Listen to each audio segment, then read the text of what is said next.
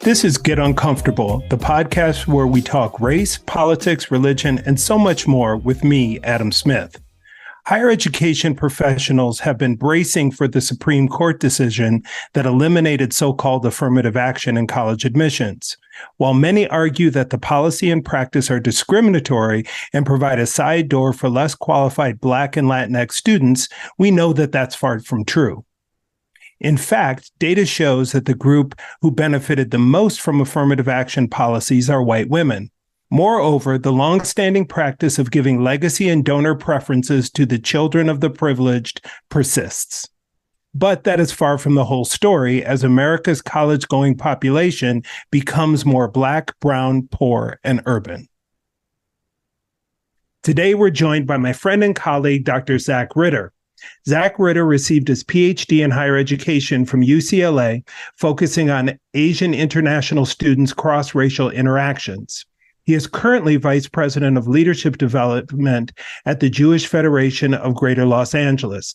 Additionally, he was Associate Dean of Students at California State University, Dominguez Hills, and teaches at various campuses a course called The Revolution Might Be Televised: Social Justice History Through Music and Movies. He is a diversity inclusion educator for Staten Consulting Group and has recently co-edited a book entitled Whiteness.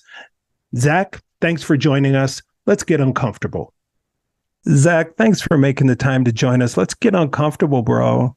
That's where we live. That's where we stay. That's where I wish more people would stay. Amen. But I know you do. So I thank you for living a life that's one of embracing being uncomfortable and also challenging other people. That other people's trauma is much more important than our comfort. And to always be doing that. So, and I know I wanted to have this conversation with you on this SCOTUS decision and affirmative action and all that, because you're a scholar, you're in the work, you're doing justice work, not just in the US, but around the world. But then you're also white, right? You're Ashkenazi Jew. So it's also a different conversation to have as a justice practitioner about affirmative action and the importance of it and the history of it with somebody who is not a person of color. So talk a little bit about, for your perspective, the history of affirmative action, in the 60s and how things came to be, especially in college admission. Educate us a little bit about that. Yeah, once again, thank you so much for having me here today. I always love getting the text from you because I know the real stuff's about to go down. Like, okay, when and where? I feel like Batman. Okay, where? I got to go. Where's the sign?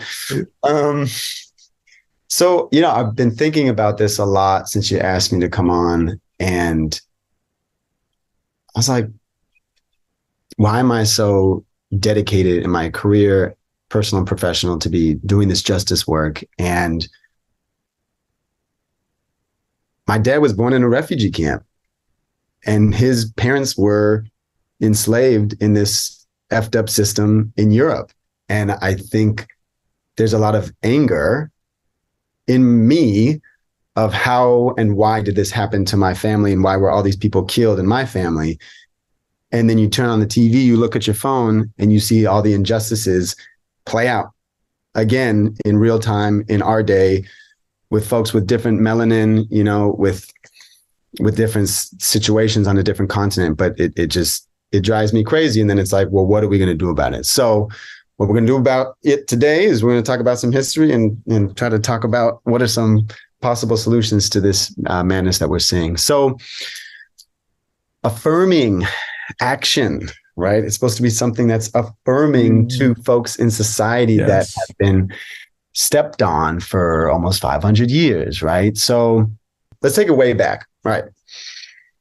Something called the Freedmen's Bureau. You know about this. You could school me on this stuff. 1865, Abraham Lincoln is assassinated, and we get a slave owner, Andrew Johnson, as president. Andrew Johnson is somewhat, he puts this general in charge of doing the Freedmen's Bureau. The Freedmen's Bureau lasts from 1865 to 1872. And the Freedmen's Bureau is helping 4 million Black refugees in the South. They are a stateless people. Sounds like the Jewish folks, right? They are a stateless people, and they are refugees in this land, and they are not considered citizens. They cannot vote.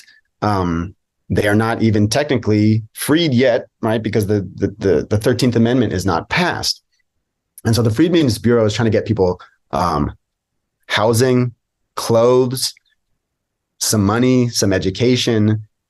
And even as we see this slow progress of trying to help folks who are, again, 4 million refugees on this continent, white, Christian, Democrat Southerners are saying, all right, enough is enough. When are these folks going to stand on their own 2 feet? And they want to destroy the Freedmen's Bureau 2 years after it's created, and it is abolished in 1872. And then we know that in 1877, Reconstruction is formally ended, and the North takes out the 100,000 troops from the South. Tilden Hayes, you know the deal. In exchange for we get the Northern president, and we'll end Reconstruction. Then you have white terror unleashed once again in the South. Lynchings, again, the rise of the KKK after Ulysses S. Grant in 1871 went after the KKK and actually arrested a lot of people and killed a lot of the KKK. But the reason I bring this up is because of several reasons. Number one, this is a similar rhetoric of, okay, affirmative action stuff really started in the 60s. Isn't it about time that we're done with this? Like, I think that's right. We're in a post-racial nation. Let's get on with it. We're done. And we're going to get to Sandra Day O'Connor with her in 2003 with the notion of in 25 years, we're not going to need race. Zach, because you're spot on. And this reminds me of a conversation, interestingly enough, I was having with my mother on Sunday night. And we were talking, at some point, my mom was asking, we were talking about her as a single woman and the first house that she bought with these 2 biracial kids. She had to, back then, 1976, 77, she had to write a letter not to the bank or to the realtor, to the owners of the house.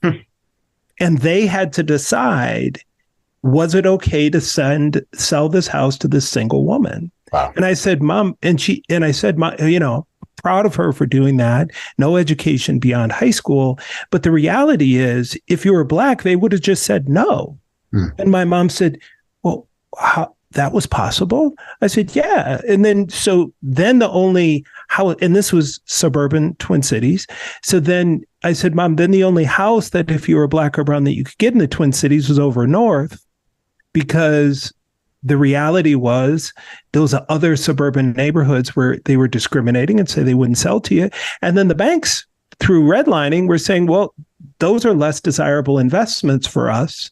So then you continue to live in this circle. And I said to her, do you understand that 1619 to 1865 is you were talking 300 years. And then from 1865, 7, 8, 72 to 1968 Voter Rights Act, right? There's another 100 years. And that there's really no time between my best friend was born in 1958. Yeah. And so when people say post-racial, we've come past all that, right. we haven't even come my best friend's lifetime past that. Right. That's right. Right? I mean, So to think that we are in some post-racial space when we're talking about 500 years, right? Yeah. Where you're saying 4 million freed slaves, right? So-called freed slaves. Right. And how many white folks? It's about 250,000, right? So you have these folks who have, like you're saying, no state, stateless people, languageless people, cultureless people, propertyless people, educationless people. And then what we're told is pull yourself up by your own bootstraps. And the only reason those people, I was sitting, Zach, at in Grant Park the night that President Obama won the election. That was in 2008. From 1968 to 2008, you have went from legally being able to be legally oppressed, right, through your own fight, blood, sweat, tears, to the presidency of the free world in 40 years. That's crazy. And then to say that somebody wants a backdoor, side door, less than qualified makes absolutely no logical sense. Maybe what more people need in our country is they need to take AP US history and really understand the history of this country, because there's no way anybody would say anybody Black in particular in this country is lazy, needs a side, because everything anyone brown has in this country, they sacrifice their lives to have. I'm sorry to interrupt you. I just wanted to share that. No, that's facts. That's facts. And we're going to get there in time, but I want to take us back again to what's the Audre Lorde thing? You can't destroy the master's house with the master's tools. But if you're the master, you can keep creating more plantations and building out systems of destruction and violence. So John Roberts and the Supreme Court are using the Equal Protections Clause, which comes from the 14th Amendment. Now let's take the viewers, listeners back to the 13th, 14th, and 15th Amendment are very, very important. The 13th Amendment, we all know from the documentary, ends slavery officially, kind of, ish. But there's that clause, if you're in prison, oops, sorry, you're still, property of the state. So the 13th Amendment is what, 1868 is when it really passes, ratified. 14th Amendment then says, it doesn't say it, but basically Black folks are citizens. Because before they're just non-citizens, they're just here. We don't white America doesn't know what to do with them, but what they do with them is sharecropping and do slavery by another name for another 100 years plus. So the 14th Amendment says everyone should have equal protection under the law, no matter your race, color, creed, all that. The 15th Amendment then says you can vote. Folks can vote. If you're born on this land, you can vote. And this was some radical stuff from radical Republicans, right? What was his name? Thaddeus Stevens, that actually were trying to do some progressive stuff, so much so that this was the first impeachment, where they wanted to go after Andrew Johnson because he was a Southern, Dixiecrat, and they impeached him, but weren't successful the whole way. All right. So let's fast forward a little bit to Jerome Carabel, 2006, writes a really good book about the turn of the century, and it's called The Chosen, and it's about Princeton, Harvard, Yale, and how they're freaking out about Jewish folks. It's called The Chosen. Jerome Carabel. 1910, well, really 1890s, Southern Europeans, what they call ethnic whites, or dirty whites, whatever, the Irish folks, Italians, Jews, they come to America because the SHIT is hitting the fan in Europe. The pogroms are popping off. Kishinev pogrom, 1903, 1881, the Tsar is killed. They blame it on the Jews. So there's a lot of killing going on in Europe. And so folks are coming here until we cut off our borders in 1924. So Harvard, Yale, Princeton get really, really freaked out because they're like, whoa, we got too many Jewish folks, and they call it the Jewish problem. Okay. And so they create quotas. They create quotas to keep out Jewish folks, and they have a J1, J2, or J3 status on your application that says, if you're J1, it means we know that you're a Jew. But J3, it's like, you kind of smell like one. I don't know. Something's going on here, right? So they create quotas, the Ivy Leagues. And in 1924, 25% of Harvard is Jewish, and then they're really freaking out. They're like, "Oh my God, these hordes of, extremely handsome looking Jewish folks are coming, and they're taking our spots, and maybe they're taking our women and our men, whatever. No, they weren't allowing women in, and then anyway, so whatever." So that's where we start getting the quota stuff.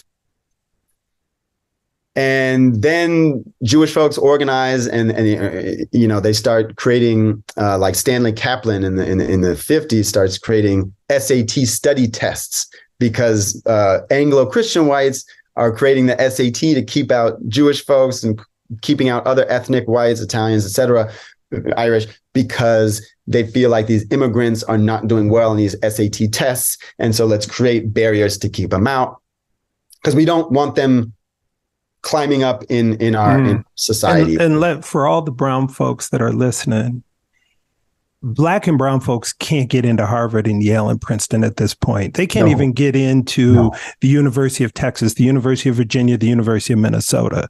So let's be clear that the only college that they had at the point that Zach is talking about are HBCUs. Thank God for them, right? So this whole system was created, quotas to keep Jews out, but the reality was the brown people weren't even thought of at this point.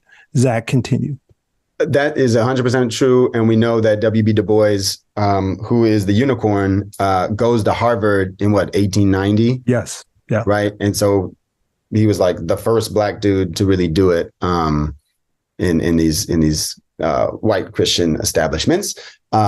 And just slight pause. Remember that 1636 is when Harvard was created by the white colonists, and it was the first corporation in America as well. It's important to understand the financial and the educational Venn diagram of these things, because the board of Harvard was the first corporation in the colonies, I guess you could call it. And the notion was, in 1636, Harvard is going to create the future Christian white leaders of the colonies and excluding everybody else. And at the same time, killing Native Americans to take the land, and then enslaving Black folks to get money, because Harvard, Princeton, Yale were going to go out of business. But then they started owning Black folks, which got them a lot of money and kept them afloat. So that's a whole Ebony and Ivy, another book, check it out, about the slave trade and the Ivy Leagues, Ebony and Ivy. Okay, so then you have 30s, 40s, 50s. Check out a book called When Affirmative Action Was White by Ira Katz-Nelson. I think he's a Jewish brother. And Ira Katz-Nelson is talking about, we did have affirming action for these white ethnic folks from Europe, meaning the GI Bill in 1944 says if you served in the military and you were not dishonorably discharged at a higher rate like Black folks because of the systemic racism, you can get a free education and you can get a very, very affordable house. But if you were Black or brown, you could not, because the colleges wouldn't take you unless it was and redlining wouldn't let you buy a house in certain neighborhoods, and neither would housing discrimination and racism. So this is exactly what my mom and I were talking about. I said, so Black soldier fights for the United States in World War II, comes home. We lived in a post-war house, this house I grew up in, right? those whole neighborhoods, people got those houses essentially, I don't want to say free, but free-ish, right? And that's how you build wealth. Two ways in this country, education and property ownership. And the system has been trying to keep Black and brown people away from those two things from the beginning of time, right? And so what you say is you come out of the war, and that this is the part that's so infuriating about, I was talking to one of my students who kept saying, my family has worked hard. Yeah, they worked hard, and my knee hurts. But comparatively speaking to someone who's been in labor, my knee don't hurt that dang bad. Right. So, yeah, they worked hard on the moving walkway in O'Hare Airport, but Black and brown folks have been fighting and running up the down escalators since 1619. Right. Yeah. And the systems were designed to do that. So just as everything that Zach's saying, Black soldier comes out of, Latinx soldier, indigenous soldier comes out of World War II, can't get the GI Bill, which means you can get the GI Bill, but there's no colleges that will admit you. And then you can't, sure, you can get the GI Bill to buy a house, but the suburban neighborhood won't let you in because it's legal to discriminate. And then the banks redline all around the neighborhoods that will take you and say, those aren't worth investing. And so there's no way to build the wealth, thus the need to affirm things in the first place. Right. And I like Alicia Garza's who's a Jewish Black sister who started, Black Lives Matter. She has a book called The Politics of Power. And in there, she has a great definition of racism, which is a set of rigged rules. Right. And it's so succinct, and that's what it is. Now, going back to Katznelson with when affirmative action was white, affirming action in the 30s and 40s, you have, the juxtaposition of Hoover with FDR. Hoover says, well, the federal government shouldn't get involved in the stock market crash after 1929 and, figure it out. And if everyone's homeless, even if you're white, sorry. FDR comes in and says, no, we're going to do affirming action. We're going to do the AAA. We're going to do the Works Project Administration. We're going to do the alphabet soup of projects that are going, maybe even Tennessee Valley Authority, right? Not far from where you're at, to get poor white folks electricity, running water, and we're actually going to provide them with shoes and with bootstraps and with paved roads and with a good job. Pick up a shovel, pick up a pick, and you're going to be part of the Civilian Conservation Corps, the CCC, and we're going to pay you a living wage, and you're going to get some food. And so you're going to get out of the squalor of the Dust Bowl and all those pictures that we see of dying white people. Now, with the FDR stuff, because he made a deal with the devil of the Southern Dixiecrats, they can't pass an anti-lynching law. And domestic workers, aka Black women, and Black men and brown men and women are left out of this affirming action. On top of domestic workers left out of the FDR New Deal, agricultural workers, meaning farm folks, meaning Black and brown folks, are left out of the New Deal. So Alicia Garza Schwartz's notion of rigged rules, we are seeing this come into fruition. Now, my Jewish Ashkenazi brothers and sisters are slowly ascending into whiteness, right? To whiteness, right? In the 20s, 30s, 40s, 50s. But again, I want to hit this home for our listeners. 1944, the GI Bill may be the most important moment of systemic change for ethnic whites in this country at the expense of Black and brown folks. Because if you were to chart a map or whatever, a graph, you see ethnic whites ascending into home ownership, because redlining was, hurting our Black and brown brothers and sisters, and into getting a good education. And then this leads to the 50s of Dr. Reverend Martin Luther King, who's in 1957 leading bus boycotts, saying all this terrible public policy that was created in the 30s and 40s and 50s are killing us, like literally. And Brown versus Board of Education is a step in the right direction, but it was done because we didn't want to look like savages to the Soviet Union and to the rest of the world of how we're dehumanizing and sticking dogs and hoses and the slow death of not having a healthcare, housing, and education for Black and brown folks in this country.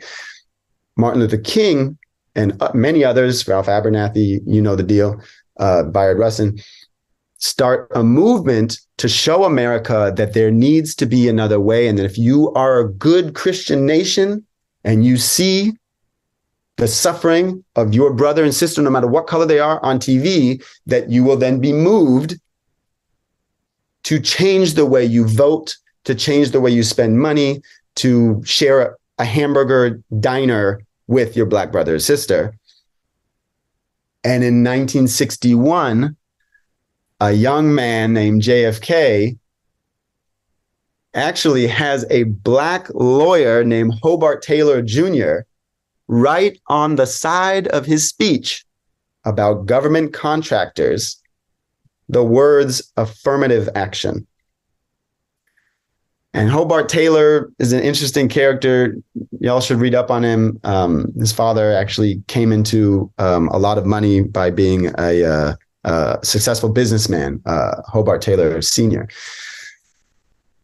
And Hobart Taylor Jr. is in JFK's administration and is also in LBJ's administration. And there's this notion, well, in the speech, JFK says we need to have government contractors also be equal in terms of Black and brown fair rights. This then goes into colleges. There's no law passed saying colleges have to do affirming action, but JFK and then LBJ and then, ironically, Richard Nixon, in their speeches are talking about the importance of affirmative action. And so you see colleges starting to admit more Black and brown folks.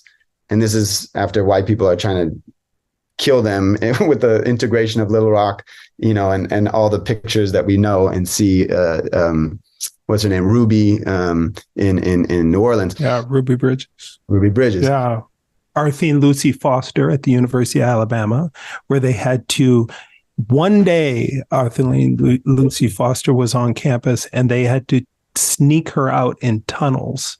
So that was years before the schoolhouse door that George Wallace stood in to prevent James Hood and Vivian Malone from enrolling. But Arthur and Lucy Foster, now the College of Education at the University of Alabama is the Lucy Foster College of Education, named after her, who only went there one day. And had to basically run for her life, ended up coming back later and getting a degree. But very, very crazy, interesting time that you were risking your life not only to own property, regardless of your service in the military, but to get the same education that you were granted the law to do. And while all this is happening, certain white folks are accruing intergenerational wealth, right? Through that property ownership, through that college access, let alone the British folks who came a long time ago and the French folks that came a long time ago and the German folks that came a long time ago have already been running the race and passing that baton of intergenerational wealth to their kids and grandkids. And Black and brown and Native folks and Chinese American folks, 1882 Chinese Exclusion Act, have not been able to accumulate this wealth or status in society. Okay, so then you have 1978, and I should say, you know, my brother Stokely Carmichael Kwame Ture has a great speech that encapsulates the late 60s and then the early 70s. in terms of the Black movement, which becomes, well, what do we want? We want Black power. He says, Martin Luther King was a very beautiful man. He was a patient man, and he was a good Christian man. But he made one fallacious assumption. He said, or he thought, if you put Black suffering and Black death on TV, which we call Black Death Spectacle now,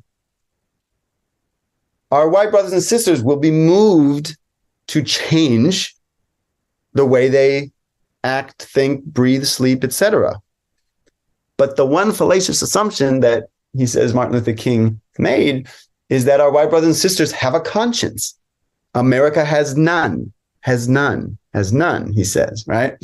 So you see the rise of the Black Panthers in 1969, and then onward until, the FBI infiltrates and starts killing Fred Hampton in Chicago and starts killing a whole bunch of other people, and the movement starts dying out. And it coincides with a very big Supreme Court case in 1978 called Bakke versus the UC Regents versus Bakke, Bakke. Alan Bakke is a white brother who was in the Marines in his mid-30s, applies to UC Davis as a medical student, gets rejected. Now, they rejected him because he's old. He was too old at that time to really go into medical school in his mid-30s. They don't tell him that, but he feels like, well, they rejected me because I'm white. And those quotas that they all set up from the Jewish problem time, I think it was like 12 seats reserved for folks of color out of the 100 seats in the medical school. And he says it's unfair that there's a quota system at UC Davis Medical School, and he wins. He wins the Supreme Court case, and Bakke decision sets a precedent, no more quotas, 1978. And then, we got Reaganomics in the 80s and Bill Clinton in the 90s. It isn't really, okay, until 2003 with Grutter versus Bollinger and Gratz versus Bollinger. From 1978 to 2003, the colleges get creative, which I think is what they're going to have to do now. They get creative and they have a kind of a point system where there's no quotas, but there's a compelling interest, right? This is what the Supreme Court always says. There's a compelling interest to have a kind of a multiracial campus. Now, the compelling interest is that only for the white kids to benefit from, folks of color to be in their presence, or is it an economic engine, a sorter of society to get into the middle class and the upper class? In 2003, two white women from Michigan, Gratz and Grutter, two different cases, both say there's this is so, oh man. It's separate but unequal is what they're saying, because there's a stream for college admissions if you're white, and there's a stream for college admissions if you're a person of color. I didn't make it with the white standards. They're very high. But I would have made it if you put me in the stream of applications of folks of color. And that's unfair. Thank you for listening to part 1 of our conversation with Zach Ritter on affirmative action and the recent Supreme Court decision. We'll invite you to come back on Sunday, August 13th, to listen to part 2 of the conversation. We'd also like to invite you to support this show. There's a variety of ways that you can do that. You can write a review anywhere you review podcasts, send us an email, and our emails are in the show notes, or share an episode with a friend. If you want to hear more from Adam, visit his website, hearadamspeak.com, where you can book him to speak at your organization. Until next time, stay uncomfortable.